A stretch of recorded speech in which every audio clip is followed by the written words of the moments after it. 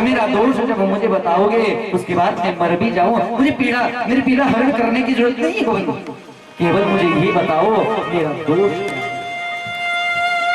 भगवान कहते हैं, बोले बाली तूने अपने भाई की पत्नी को अपनी पत्नी बनाया, जो पुत्री के समान बेटी को आपने पत्नी बनाया। आपका दोष ये है, आपने मर्यादा का पालन नहीं किया, आपने धर्म शास्त्रों की अवहेलना की है, आप धर्म शास्त्रों पर चल ना पाए, तो इसलिए आपको ये दंड मिला। बाली कहते हैं, बोले रघुवर आपने बिल्कुल ठीक कहा, लेकिन मैं पूछना आपसे ये चाहता हूँ, बोले ये धर्म शास्त्र किसके लिए बने? ये वेद, ये उपनिषद, ये भागवत, ये गीता किसके लिए बनी है? भगवान मेरे परमात्मा राम कहते हैं मनुष्यों के लिए बनी, ये प्राणियों के लिए बने हैं। बोले जीव मात्र का कल्याण हो, संसार के मनुष्यों का कल्याण हो। श्री बाली कहते हैं, बोले राघव मुझे बंदर क्यों बनाया? आपने अभी भी कहा कि मनुष्यों के लिए मैंने वेद ग्रंथ बनाए, धर्म बनाए, शास्त्र बनाए, तो मुझे इंसान बनाया होता राघव, मैं मर्यादा का पालन भी करता, वेदों का पाठ भी करता, वेद अध्ययन भी करता। एक तो आपने मुझे बंदर बनाया और ऊपर से मुझे बार बार कर आज कहते हो बोले मर्यादा का पालन नहीं किया। अरे मैं कैसे मर्यादा का पालन करता, मैं कैसी मर्यादा का पालन करूं? मुझे बंदर बनाया, वो भी उत्कृष्ट जाति का, और इसमें संतोष नाम की कोई चीज ही नहीं है। मुझे मनुष्य बनाया होता राघव, मैं वेद पढ़ता, मैं शास्त्र पढ़ता, भागवत पढ़ता, गीता पढ़ता, क्यों किया आपने ऐसा? भगवान कहते हैं बाली बात तो आपकी ठीक है, लेकिन मैं आपकी पीड़ा को हर देता हूं। बोले ना किस लिए? देहांत कारे तुम सामरी हो, मुरली बजाते मन को लुभाते, यह गीत तननाथ त्यागू गोविंद दामोदर माधव। अरे मैं गोविंद दामोदर माधव कहते कहते अपने प्राणों को छोड़ दूं रघुवर, मैं आपका नाम लेते लेते मैं अपने प्राणों को छोड़ूं, मेरे लिए इससे बड़ा जीवन में दूसरा अवसर कब होगा? जीवन में दूसरा ऐसा कोई मुझे दिखता नहीं है। अरे राघव ये तो कृपा करके आप मेरे सामने खड़े हो। बोले ये बड़े बड़े महात्मा, ये संत, ये यमलात्मा, ये जटाधारी, ये मठाधारी, बोले सब इस बात के लिए प्रयास करते हैं, एक ही प्रयास इनका है, बोले मरते समय राघव का दर्शन हो जाए, मरते समय केशव का दर्शन हो जाए, कृष्ण का दर्शन हो जाए। मेरी आज मृत्यु का समय आया, आप सामने खड़े हो राघव, और आज आप कहते हो मैं आपकी पीड़ा को हर लेता हूं। बोले तो घाटे का सौदा है। बाली की बातों का जवाब नहीं दे पाए रघुवर, चुप हो गए। तू बात ठीक कह रहा है, पहला भक्त बाली है और दूसरा भक्त है बलि। त्रिलोकी का राज्य ले लिया भगवान, 3 पग देने का संकल्प किया, 2 पग में त्रिलोकी को माप लिया। बोले तीसरा पग कहाँ रखूं? बोले गोविंद मेरे सर पर रख दो। सर पर चरण रखने की बात महात्मा बलि कहते हैं, लेकिन पाश में बंधे नीचे पड़े हैं, गरुड़ ने उनको पाश में बांधा। बलि कहते हैं, बोले रघुवर अरे गोविंद मैंने सब दे दिया आपको, मैंने 3 पग भूमि देने का संकल्प किया, आपने 2 पग में मेरे धन को नाप लिया, धन का मालिक खड़ा है, मैंने अपने सर पर चरण रखने के लिए आपको कहा, लेकिन गोविंद सब ले जाओ, ये सब आपका ही है, सब लेकर चले जाओ, मुझे मार भी डालो, मुझे भय नहीं है, मुझे नरक भी जाना पड़े, मुझे इस बात का भी भय नहीं है। लेकिन मैं आपसे ये पूछना चाहता हूँ केशव, आपने मुझे बांधा क्यों?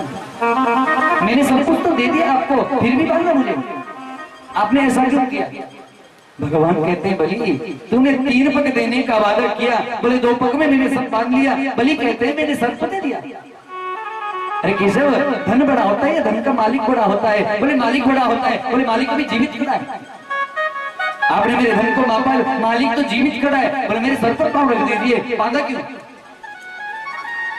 भगवान कहते हैं बोले बलि तू भी बात ठीक कह रहा है, अरे मैं तुमको छड़ने आया था बलि, तू मुझे चल रहा है, मैं तुमको छलने आया तू मुझे चल रहा है, लेकिन अंदर से विंध्यावली भगवान का बचाव करने आई बलि की पत्नी अंदर से आई। बोले राजन ज्यादा मत बोलो। अरे भगवान जिस समय आए थे उसी समय कह देते बलि सब आपका है, मैं क्या दूंगा। अरे आप बड़े दाता बने, मैं ये दे दूंगा, मैं वो कर दूंगा, मैं ब्याह करा दूंगा, मैं ये कर दूंगा। पर क्यों कहा। अरे जब भगवान आए थे भगवान से कहते सब आपका है, ये राज्य आपका है, ये संपत्ति आपकी है, ये त्रिलोकी आपकी है। अरे गोविंद जो चाहे ले जाओ।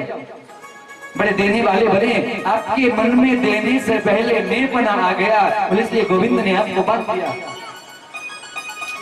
महात्मा बलि कहते हैं बोले देवी तुम भी सत्य कह रही हो, लेकिन मेरे मन में ये भावना किसने भरी। बोले केशव। अरे ये तो भगवान है, ये तो घट की जानने वाले हैं, ये तो अंतर्यामी है।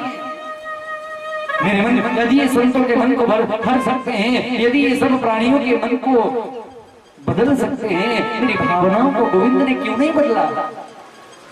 अरे मैं देने को तैयार था, मैंने सब कुछ दे दिया, फिर भी मुझे बांध दिया। मेरी समझ नहीं आया, बिल्कुल भी मेरी समझ नहीं आया क्यों आपने ऐसा किया।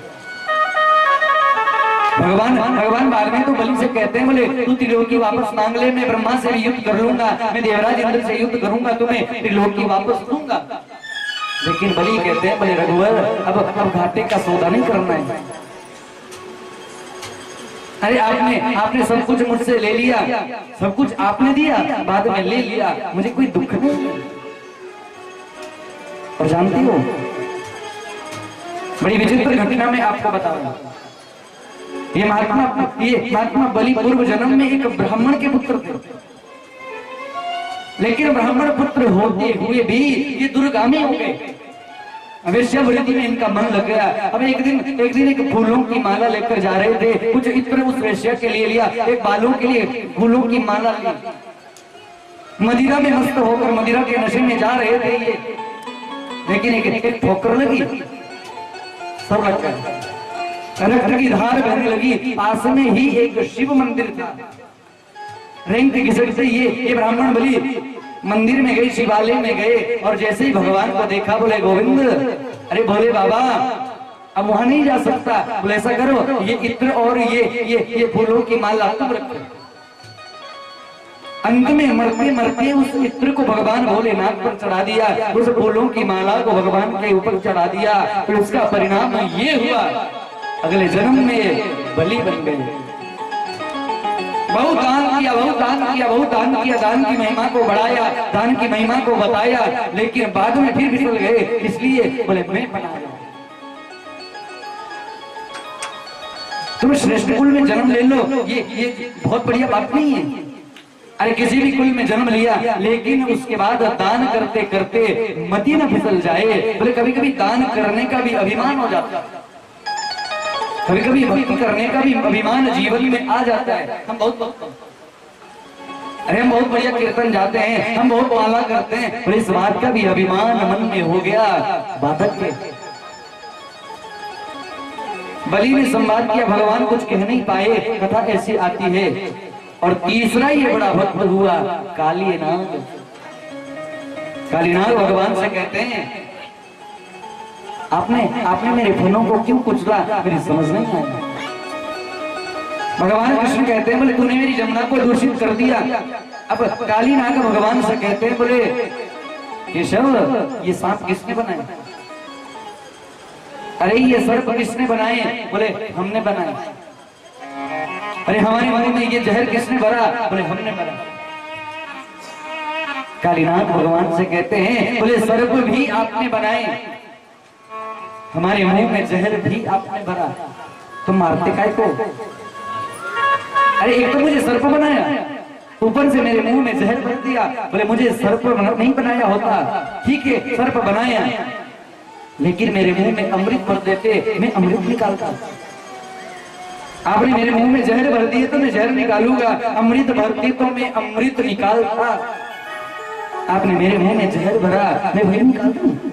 जो आपने मुझे दिया मैं वही समाज को दे रहा हूँ, मैं वही जनता को दे। भगवान कहते हैं बोले कालीनाग ठीक कहता है, तुम बिल्कुल सत्य कह रहे हो, लेकिन आपको इस जमुना में रहना नहीं है। बोले भोली भाली गौ माता पानी पीती है मर जाती है, आपने जल को दूषित किया तो मैं चला जाऊंगा। कहाँ जाना है? बोले रमणक द्वीप तुम चले जाओ यहाँ से, और रमणक द्वीप में जाकर रहना। बोले गरुड़ का भय? बोले मेरे चरण चिन्ह को देखकर समझ जाएगा, चरण चिन्हों को देखकर वो समझ जाएंगे। आगे चलकर भैया ऐसी कथा आई कि कालीनाग अपने सपरिवार के साथ रमणक द्वीप गया, और रमणक द्वीप जाकर वहीं पर जीवन पर वास किया। आगे चलकर भैया भागवत जी में